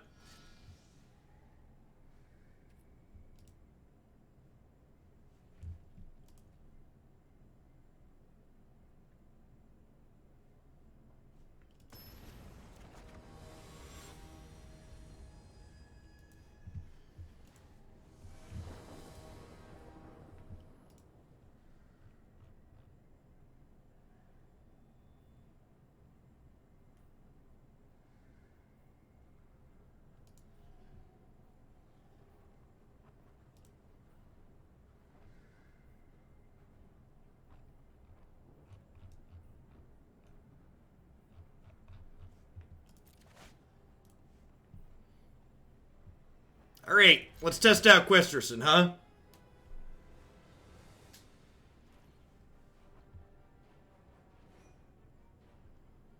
You have a feeling that once Historic makes its way back to Pioneer, we'll see a supplementary set to add Historic cards to Pioneer. Maybe. I don't know. There could be monetary reasons for, no, not even there could be, there are monetary reasons for Wizards of the Coast to keep those formats separate, because they can monetize separate different formats. And people, I really hate that, like, people keep saying that, and there's nothing based on, there's no reality to base that on, or nothing they've said or indicated sounds like they want to merge the two formats. It's all just pure speculation. Again, one of the appeals of Magic is having lots of different ways to play it. And in my opinion, having Historic and Pioneer be distinct is an incredibly good thing.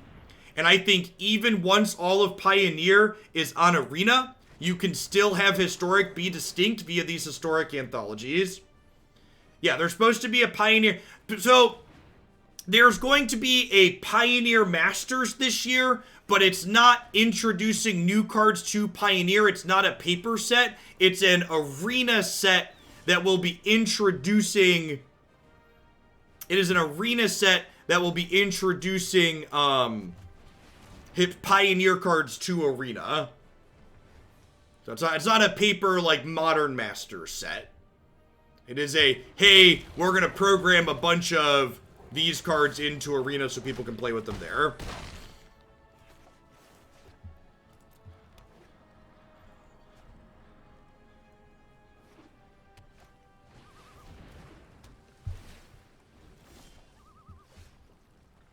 Alright, so here's a question.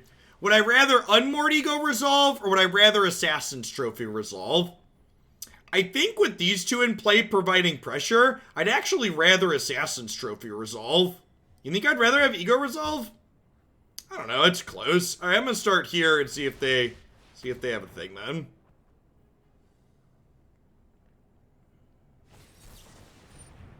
I'm excited to get double negated. What format are they going to be legal in? Historic.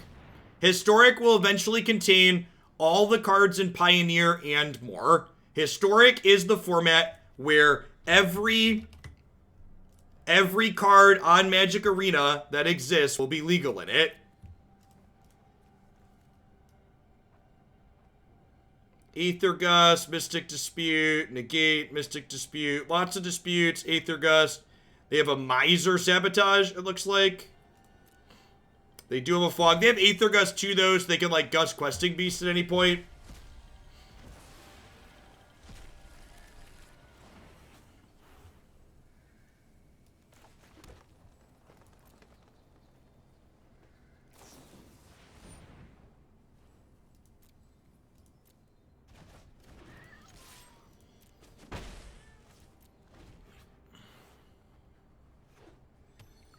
How's Questing Beast felt? Well, this is our first time putting it into play, so seems fine against the Root Snare deck. Was Uro their only win condition? You're right, I didn't take note.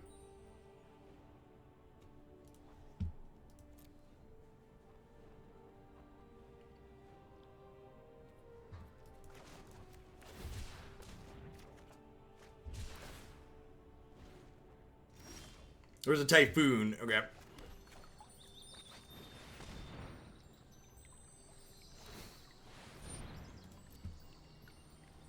Nexus is a win condition. It's not.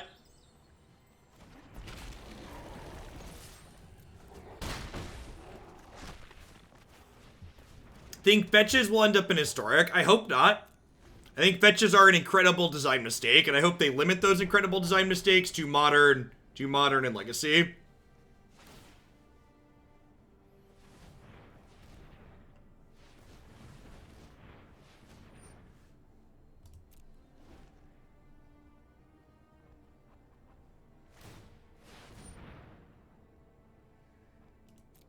They just mess up. Ooh, that's a good draw. I guess I don't want to blow this on 4 because it kills Reclamation. I don't know. Like, killing Questing Beast with it also kills the Reclamation, right? Yeah, I agree. I think Fabled Passage is an ideal fetch design.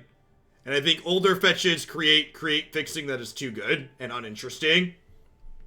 Old fetches paired with shocks make building mana bases in formats like Modern and Legacy incredibly uninteresting.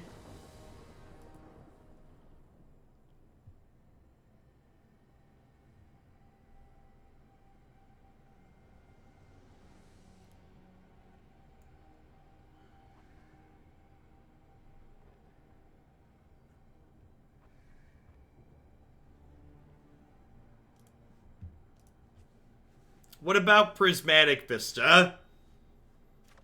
Prismatic Vista is just like a more pushed Fabled Passage, right? You like the original slow fetches from Tempest. Now, those are crap because they're not playable. So, like, Fabled Passage is a sweet spot of providing fixing while coming at a real cost because it only gets basics.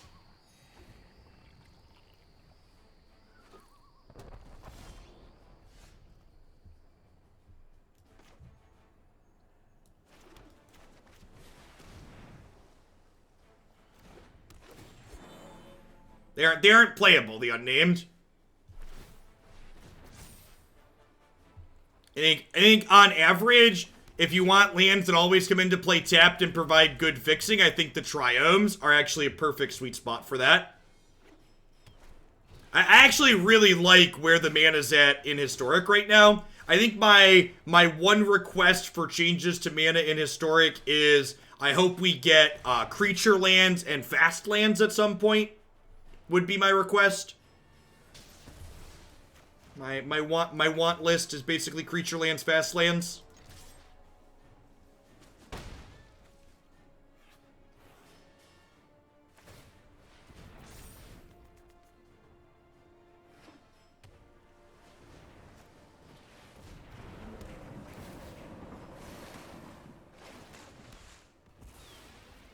Well, I mean, we're guaranteed to get Mutavault. Again, everything that's currently in Pioneer is going to end up in Historic eventually. No questions asked. All of Pioneer will be on Magic Arena. And all of that will be in Historic. So again, I think when you talk about what would you like to see in Historic, you should focus on, okay, well, what's outside of Pioneer that I would like to see in Historic? That's where my head goes, at least, because it's implied that everything that's in Pioneer will eventually be on this platform as is. What are fast lands? Fast lands are Botanical Sanctum, Copperline Gorge, those types of effects.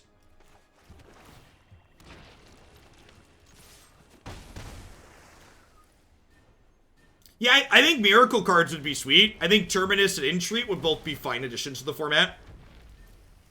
I think Miracle cards create some fun gameplay tension.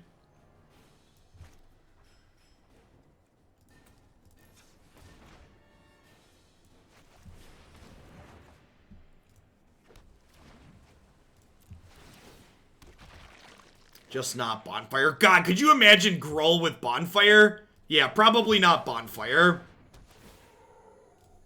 Okay, I think I'd be pretty okay with no Bonfire.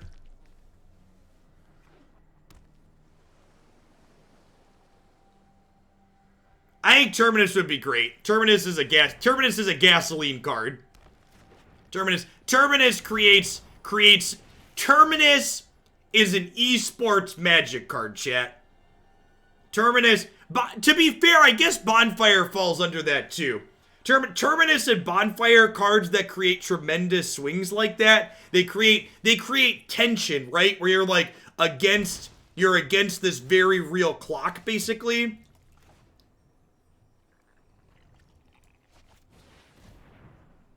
3 mana Teferi stops miracles. Of course he does.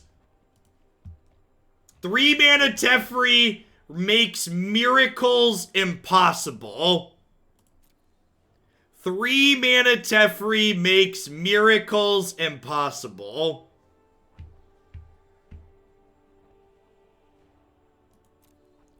Alright, so I have 8, 9, 10.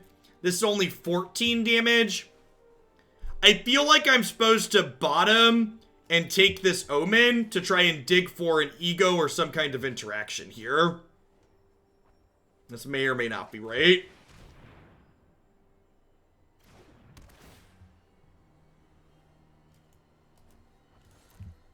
I think it needs to be instant speed interaction. Yeah, maybe because it needed to be instant speed interaction, I should,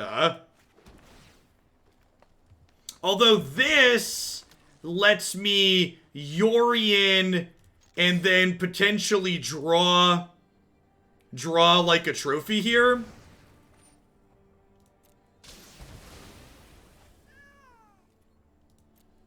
So I get what? I get 6 looks at a trophy?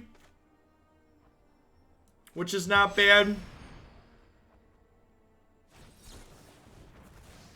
Wow! Brutal. Brutal, chat.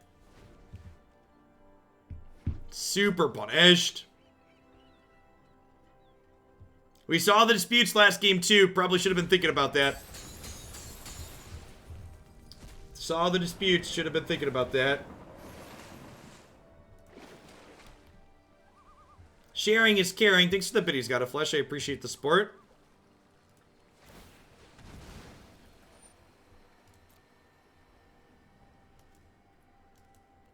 Kind of in for both of those, huh? I have 1, 2, 3, 4, 5, 6, 7. I only have 8 mana though, so I'm gonna put Ego on top because if I Uro into Ego, the Ego can get disputed, which is not ideal.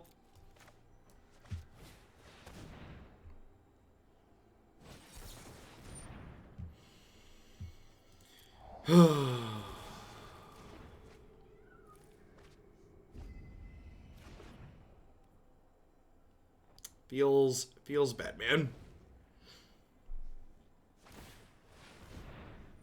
Yeah, they have negate in their, they have negates in their deck too. So yeah, they only have 1 sabotage, but they like also have negates. Yeah, opponents have pretty good ones. Had some bangers. They only have 3 cards left in their bin here though, so I'm gonna get to crank this blast one up to 3 and then use it to kill their Uro, which is nice. So I can keep my pressure. Why no attacks? I didn't think trading 1 zombie for 8 points of damage was worthwhile. Maybe that's wrong. Feel free to articulate why you think that's wrong.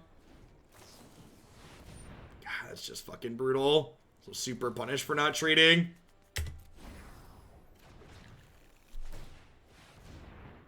Alright, I guess we're trading now, huh?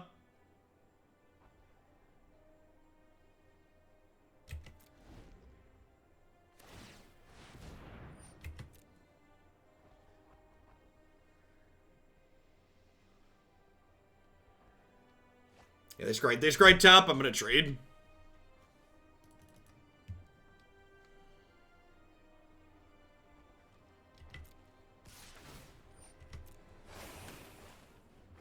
Yeah, I think with them scrying top, I have to trade. You thought Ego got cast on Nexus? No, Ego got counterspelled.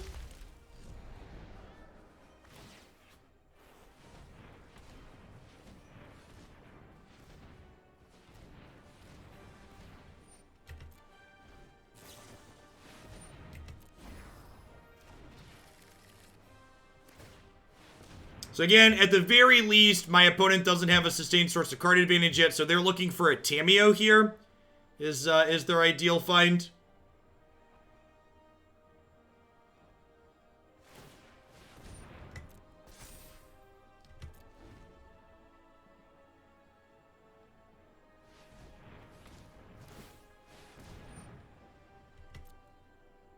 You want Chains of Mephistopheles in Historic?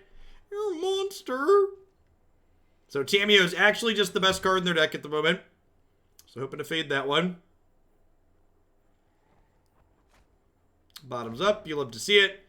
You're still 1 card short of escaping the Uro, which is good for us.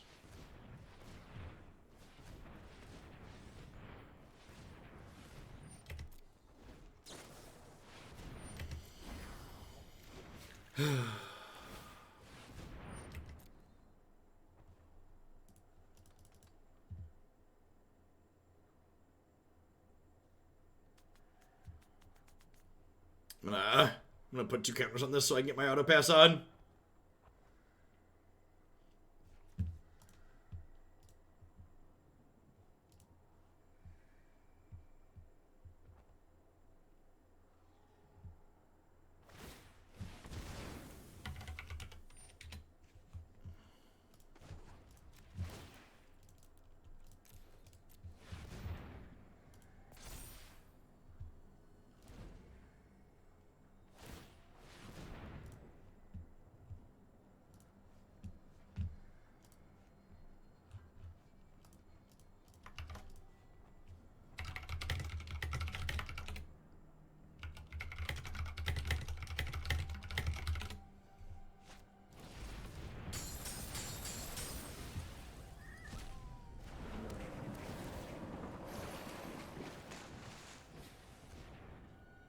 Yeah, if they take another turn here, we're probably dead.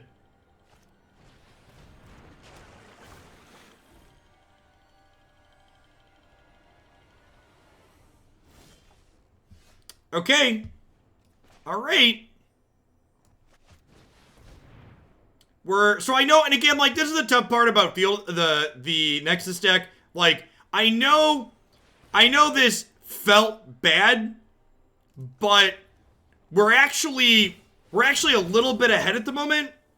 Like, they have a search, but there's only there's only three cards in their bin now, etc. Like,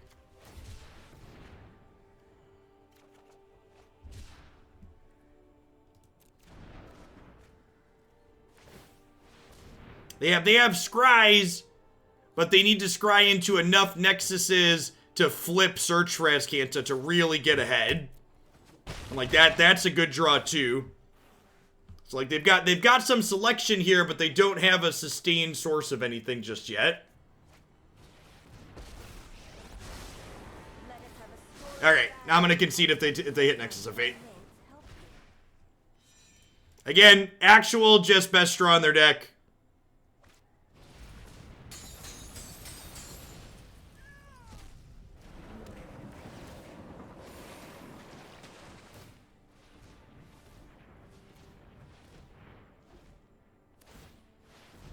Allows them to both dig for Nexus and get Uro back. Yeah, they scryed a bunch, but they didn't scry for this. This was a random. They binned a card and then drew a random.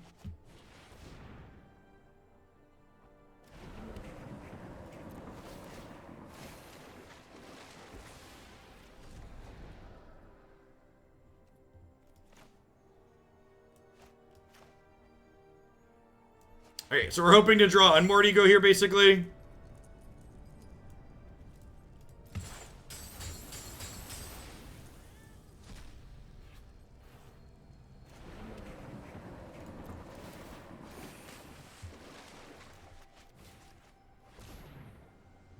Isaac, thanks for the 6 months. I appreciate that. Welcome back. Again, did not have any card selection for this. Just drew a random.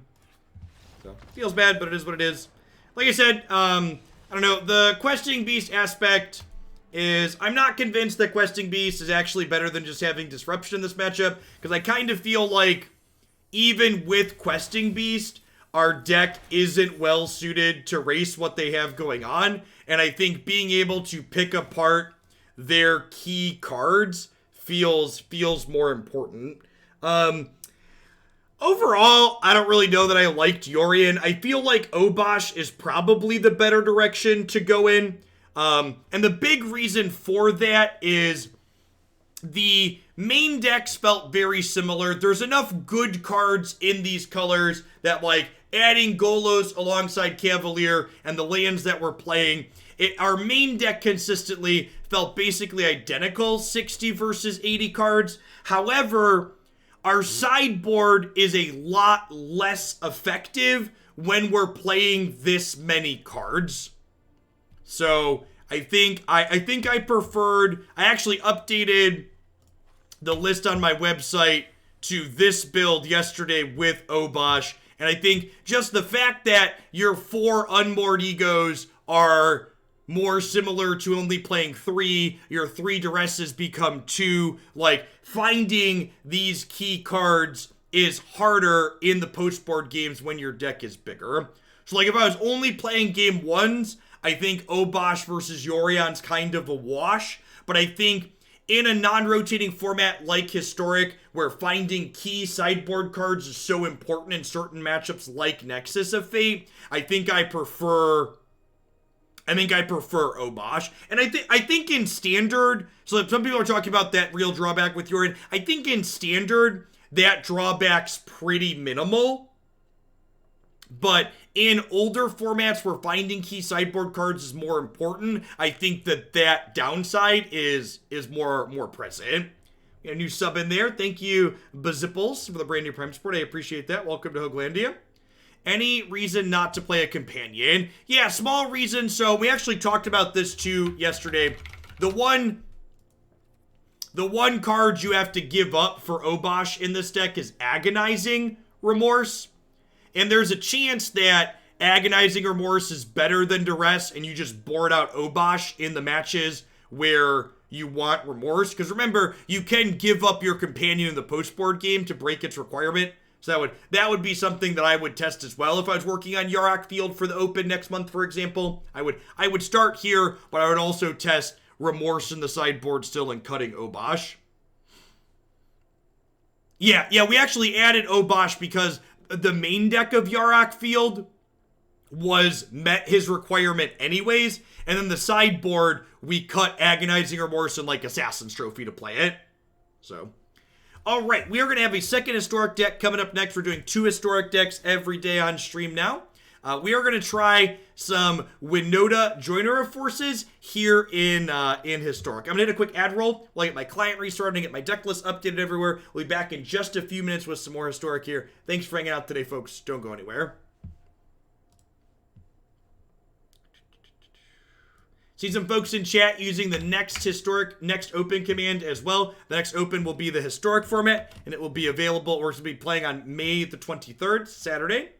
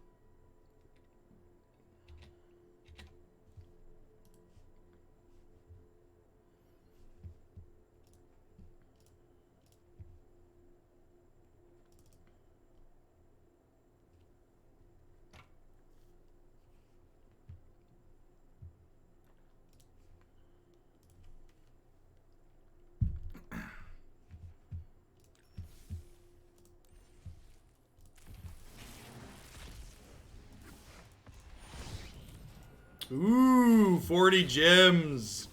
It's rare that I hit full mythics in a set. 20 gems. One single card. Well, that's quite the... I feel daily deals. Daily deals.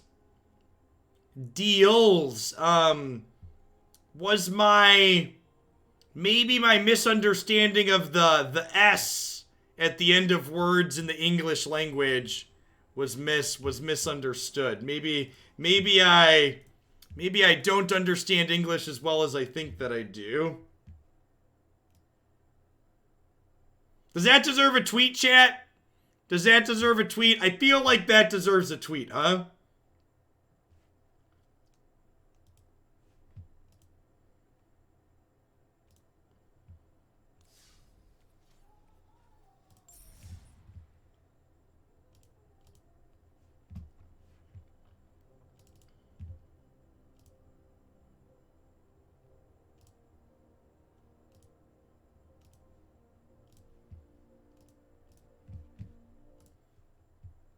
Oh, my OBS wasn't wanting to capture it, and then, of course, as soon as I hit close, it started capturing it.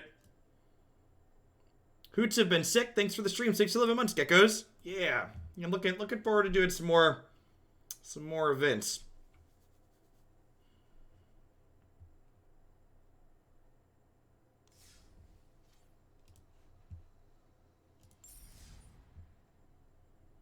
Weird. OBS usually doesn't have a delay. All right, there you go.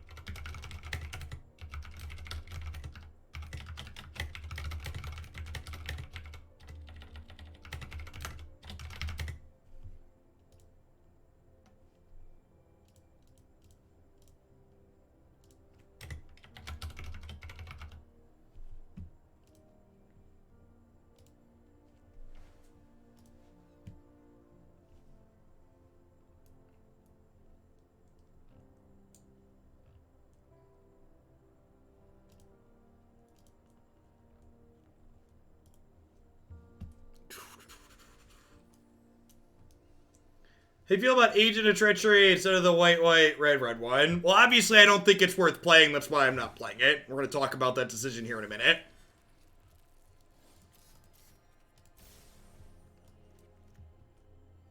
Are we good? I think we're good. Then update the deck list.